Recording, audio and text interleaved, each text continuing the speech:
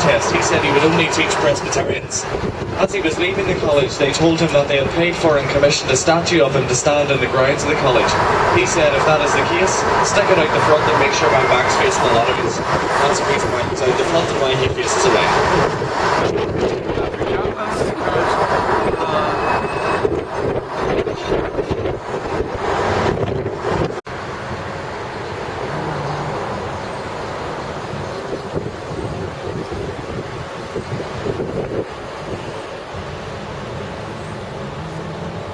Oh yeah, one coming up here. Yeah. Oh, that's the one famous one of Che Guevara.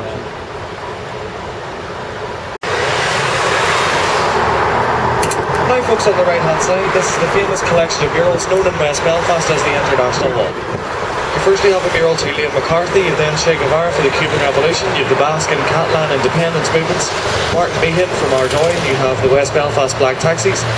This black mural painted for racist attacks that took place in South Belfast just over a year ago. Then have the Manchester murders, Picasso's Guernica. We have Frederick Douglass, you then have Theobald Wolfe, one of the 1790 United Irishmen. After that you have the Maghaberry prisoners, you have the Palestinian conflict, and this mural at the end here, this is to the blanket men. He was first painted there back in the early 1980s, painted as a solemn looking figure, a martyr of the Republican movement. Since then, however, he's been repainted several times, and with each repaint, he's gradually got a wider smile, and he looks more contented with the situation now. Known locally as a Falls Road facelift. The next step of which would be the removal of the air vent from his cheek.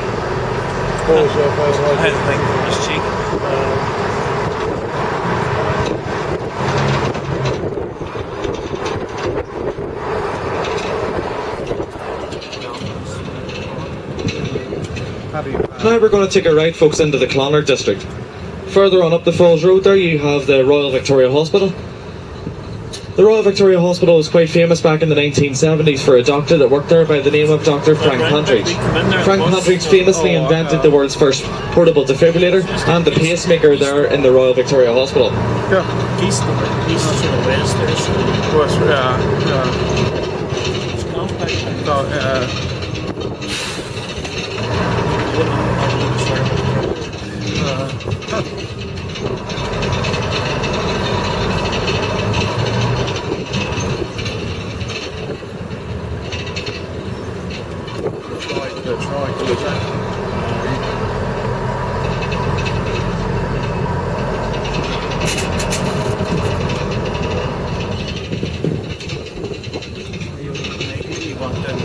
Next on the right hand side here, this is Clonard. The basement was used as an air raid shelter during the Blitz of the Second World War, used by both sides of the community who originally would have lived here side by side. As well as that, back in the early 1990s, it was in there that some of the earliest peace talks took place between the British government and the IRA.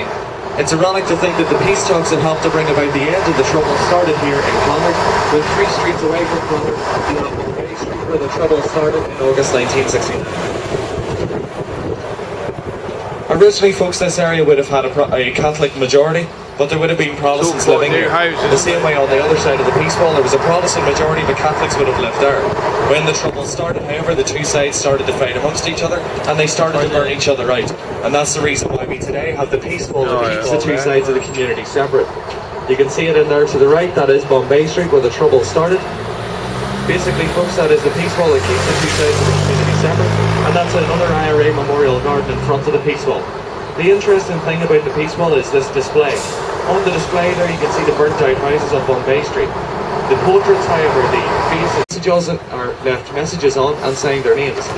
Some of those people to have signed their names include the former President Bill Clinton, former Prime Minister Tony Blair, Nelson Mandela and the Dalai Lama. I would recommend to any visitor to Belfast to make your way out here to sign the wall and to leave a message for the city. Despite the fact that this part of Belfast may have a checkered past and it may still appear to be daunting to this day, it is perfectly safe for you to make your way out here. In fact, there are 2 statistics about Belfast in Northern Ireland that might surprise you as far as crime is concerned. Those are that according to United Nations Crime Survey in 2009, Belfast has the lowest tourist-related crime rate in the world, and visually the safest city in one of the safest countries in the world is that the majority of Northern Ireland's criminals are now paid £120,000 a year to run the country. They have no reason to commit crime anymore. That's good, isn't it? Next on the right hand side we have the West Belfast Orange Hall. This is canny where there, some of the 12th of July marches would start.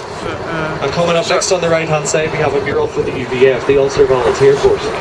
It's in behind the van. Of course, folks, in true Belfast fashion, we have to park something in front of it.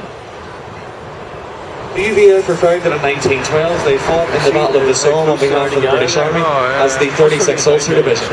And then in 1966 they became a modern paramilitary organisation that we had in the Troubles. The same organisation that revealed, as I had said earlier, about 7 months ago, that they put all of their weapons beyond use. Incredible, isn't it? Shankill Ulster Ranger Supporters Club. Here on the left hand side we have This a is mural the for the Shankill UVF. This is for the C Company of the UVF.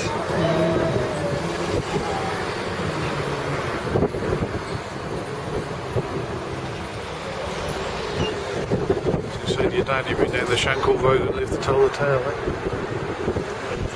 eh? Bill's fish shop. Brazil was born in 1993 by the IRA. This I remember that. It was this that said most of the people in Belfast that the Troubles needed to come to an end. Yeah, I remember that.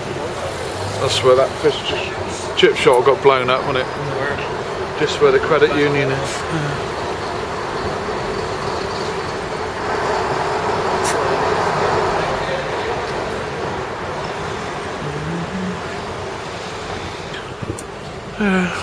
Berlin, Irish national football. Now folks, coming up on the right hand side here we have a mural for Her Majesty the Queen Mother. The people of the Shankill Road are very loyal to the royal family, but even they will admit that it's absolutely awful. In fact, many of them say it looks like she's had a few gins. You see what I mean when we get closer to it. Yeah, I think the artist had a few gins. I don't know about the. So you have to understand, folks, that in Belfast throughout the Troubles all we had to do was paint a balaclava with 2 eye holes in it. We now have to paint faces. Good A old lot more Queen. difficult than a black balaclava.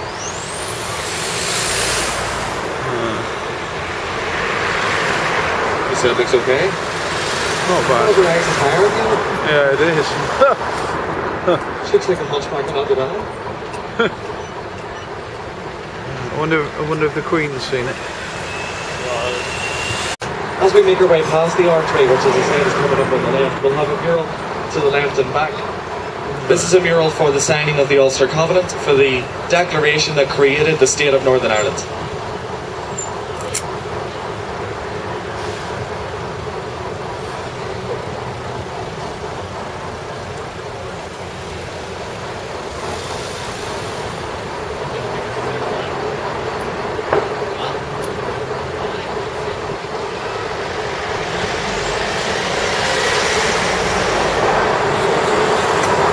So there on the left, that is the archway, as I said, and if you look to the left and back, there is the mural for the signing of the Ulster Covenant.